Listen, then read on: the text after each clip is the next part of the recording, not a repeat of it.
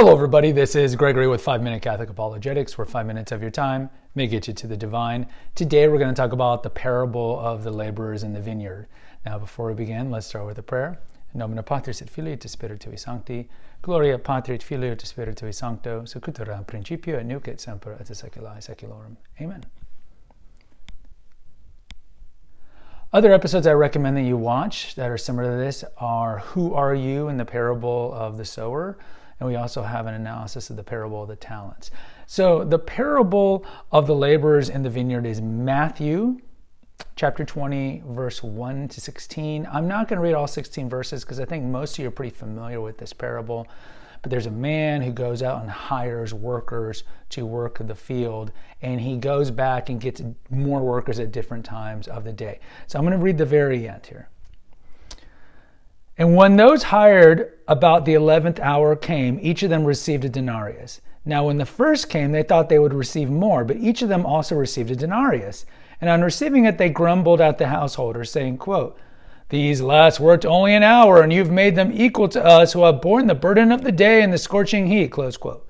But he replied to one of them, quote, "Friend, I am doing you no wrong. Did you not agree with me for a denarius? Take what belongs to you and go. I choose to give to this last as I give to you.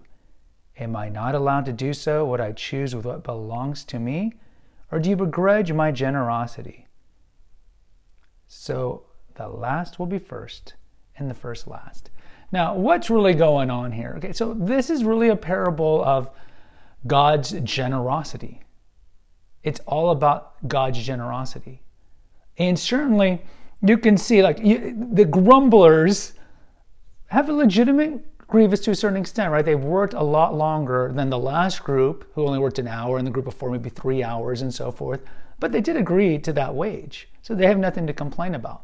So really, this parable is about God's generosity, in that all that really matters is that you convert and you do the work, and then we all share in the beatific vision. This is also a parable on salvation history. So the early group that works the entire day are the Jews. They're the Israelites, are the original covenant people. And then at the end are the Gentiles. So really it's a parable about salvation history, in that all, universal, Catholic means universal, all people through Jesus Christ will be saved. All, Gentile, Jews, servant or free, one bread, one body, like the old song, right? So no matter who you are, you can be brought in. Okay. Origen, the somewhat renegade, not a saint, early Christian theologian, he said morally it was also kind of an analogy of how people come to Christ at different phases in their life. Some come very early on and they convert and they reap good works and do works of mercy and help harvest the fruit of bringing others to Christ, while others like Constantine are deathbed confessionals, or someone like St. Augustine, maybe he comes in at the middle of the day, but they all do fruit. But ultimately, they're all rewarded the same. And ultimately, that's what matters. God's not being unjust. He's just being super generous. And it doesn't really matter when you come to Christ and when you live a penitent life. All that matters is that you got there. And you see this kind of echoed in the prodigal son. And the prodigal son is a great parable because you can relate to the prodigal son, but a lot of us relate to the brother. And the brother is like the same people here who work the whole day. I've always been loyal to you, Father, but you've never ever given me a calf to eat with my friends. And what does the father say? It's the same thing here. Just shut it.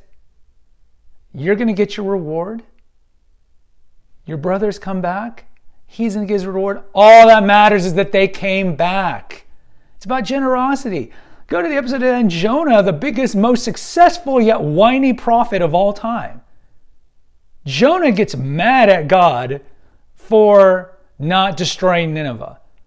He's like, yeah, I knew you were great and merciful, God, and I knew you would not destroy the city. Like, what? It's like, Jonah, what? All that matters is that we get to heaven. The 99 sheep and the one that's lost, right? You bring him back. Are the 99 sheep going to give that one sheep a hard time? Oh, you were wayward? Maybe, but they shouldn't. The goal is the goal. The goal is the beatific vision. And look, if you can relate to the brother in the prodigal son, which we all do, right? Well, I've been righteous since I was 18, and Constantine, or whoever in your life that you know, has been sinful and done the works of the flesh their whole life, and then only now when they're 67, they convert. Who cares? Who cares? You must love your brother. What does it say? It's in 1 John. Who can say they love God, but they don't love their brother? You must love your brother. This isn't a competition. We should be grateful that God is generous because, newsflash, we're all sinners. Newsflash, a lot of us don't deserve salvation. It's a gift, right? So if you're getting all self-righteous like the brother and the prodigal son, or like these workers who've worked all day, I mean, we can relate to what they're going through, but I think they're being myopic and they're not seeing the forest from the trees. Ultimately, this parable is all about God's generosity, and glory be. And we should be so happy of God's generosity, but because of his generosity, we have the opportunity to go to heaven. Of course, our salvation is not guaranteed.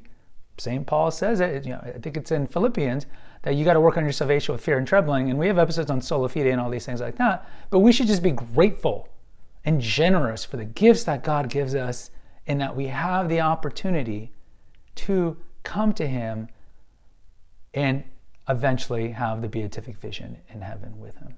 Guys, post in the comments. Let me know if you agree or disagree. What's your take on the parable of the laborers of the vineyard? I'd love to hear from you. Please hit the notification, subscribe, and share button. Share with like-minded people. Until next time, take care, God bless, and pray.